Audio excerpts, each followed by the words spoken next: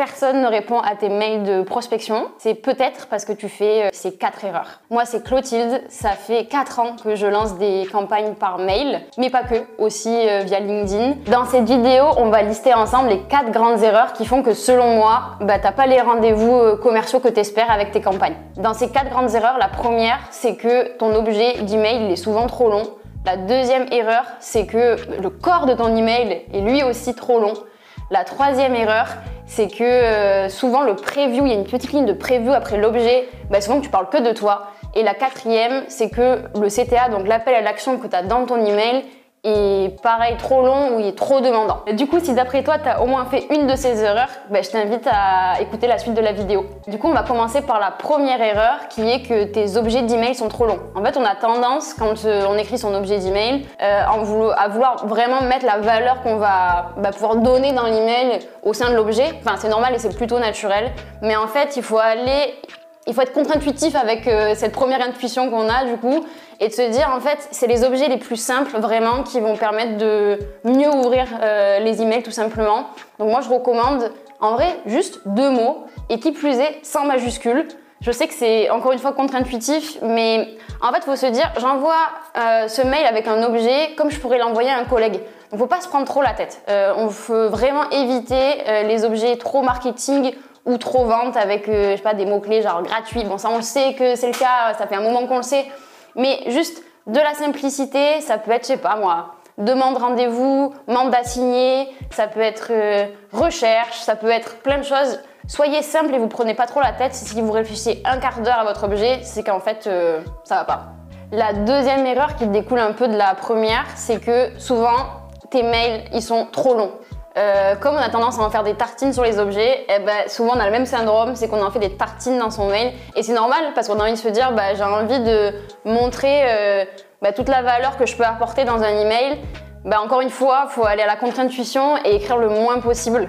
Et un petit tips pour ça, c'est de pas écrire directement dans ton outil d'automatisation pour envoyer tes campagnes, genre l'Emlist ou la grosse machine. Non, mon conseil, c'est vraiment d'écrire directement sur une feuille de papier, sur Notion, dans tes notes, enfin ce que tu préfères.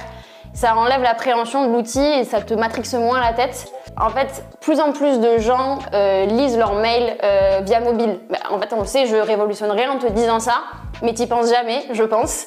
Moi, j'y pensais pas non plus avant il y a pas très longtemps. Et un truc qui peut aider, c'est une fois que tu as écrit dans tes notes ton petit mail ou ta suite d'emails, c'est d'aller le tester directement, de te l'envoyer via mobile et de voir le preview. Si tu sens que toi-même tu t'endors ou que c'est un peu longué, c'est que ce sera d'autant plus longué pour la personne qui va le lire. Donc c'est recommencer et enlever. La troisième étape, c'est un truc que on néglige souvent, on n'y pense pas, mais c'est que après ton petit objet d'email, en fait, tu as une ligne de preview. Et cette ligne de preview, elle est méga importante parce que si ton objet il marche pas bien, ce sera pas lu. Mais du coup, imaginons que tu n'as pas un objet super méga top et c'est peu de mots l'objet, c'est on va dire 2 du coup.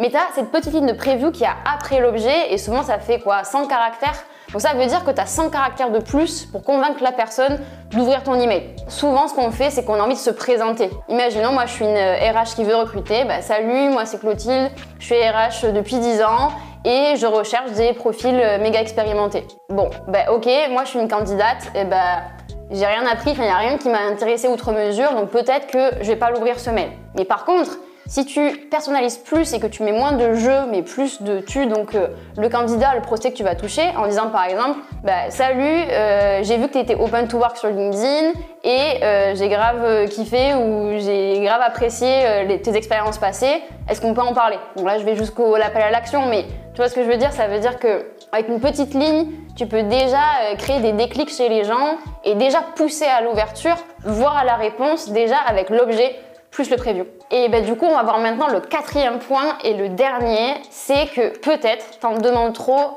dans l'appel à l'action que tu mets dans ton mail. L'appel à l'action, c'est ce que tu vas demander donc à la personne. Moi, je recommande toujours de poser une question. Qui dit poser une question dit avoir une réponse. Donc, c'est un moyen chouette de poser ton appel à l'action. Mais en fait, souvent, on se rend compte que ça arrive d'être trop demandant. Par exemple, je vois souvent des appels à l'action qui demandent êtes-vous disponible jeudi prochain à 15h? en fait c'est méga engageant. Déjà qui te dit que la personne elle est dispo jeudi, mais au-delà de ça, ça peut, en fait si tu as vraiment bien ciblé ton audience et que tu as bien fait un message qui correspond aux différents pain points ou aux signaux marché que tu as compris de cette audience-là, juste dire ok, est-ce qu'on peut en parler, est-ce que tu es dispo pour, je sais pas, pour échanger sur ce sujet, etc. Parfois ça suffit en fait, une petite demande pour un grand succès. Et il y a un truc aussi souvent que je vois, c'est que il y a beaucoup de cold email où il y a un lien de prise de rendez-vous en direct. Moi j'aime pas du tout cette technique-là parce qu'en fait, t'as même pas eu un premier contact avec la personne, que tu mets déjà ton lien Calendly ou je sais pas quoi. En fait moi j'y crois pas trop. Pourquoi pas demander à la personne est-ce que tu es disponible prochainement pour en parler ou est-ce que ça vaut le coup selon toi d'en parler? La personne te dit ouais, dans ce cas elle peut peut-être te dire je suis dispo là et là. Si elle dit juste oui, mettons, même bien que ce soit un peu bizarre, à ce moment-là tu peux envoyer ton lien de prise de rendez-vous pour fluidifier les échanges. On sait que parfois c'est super chiant de réussir à matcher les dispos communes, mais c'est pour moi après que la personne ait répondu que tu peux envoyer le lien. Du coup, on vient de voir ensemble les grandes erreurs que tu fais peut-être quand tu envoies des emails de prospection. Si je devais juste résumer, c'est que souvent, t'écris trop ou que t'en demandes trop. Mais en tout cas, il y a une forme de trop. Donc, il faut vraiment se dire, là, c'est le moment d'être sobre en fait. C'est le moment d'être sobre et efficace. Et il y a un conseil que j'aime beaucoup de Agathe Blancel qui travaille à La Grosse Machine, qui est un super outil de prospection multicanal, qui dit que si tu passes plus de 30 minutes à écrire ta campagne de prospection par mail, c'est que tu te prends trop la tête et que donc ce sera trop long et pas efficace. Écris moins, réfléchis moins et prospecte plus. Cette vidéo, c'est un nouveau format qu'on teste, donc n'hésite pas à nous dire en commentaire si t'as kiffé et si t'as d'autres idées de vidéos qui te plairaient. Bisous!